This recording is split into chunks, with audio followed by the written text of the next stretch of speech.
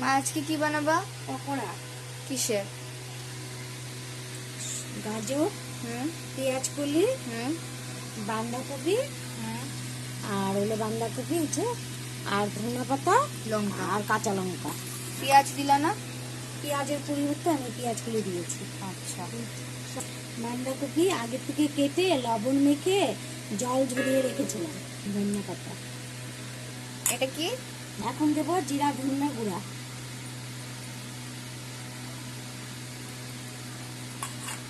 দিলাম লবণ, পরিমাণ মতো লবণ দিয়ে দিলাম।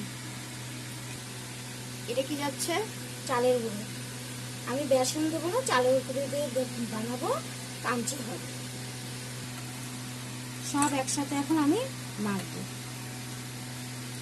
ততক্ষণে আমার তেলটা গরম হোক, তারপরে দেবো।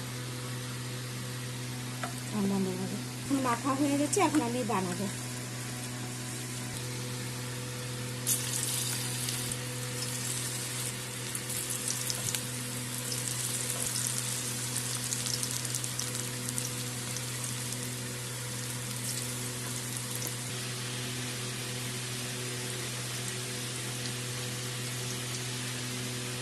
জানিস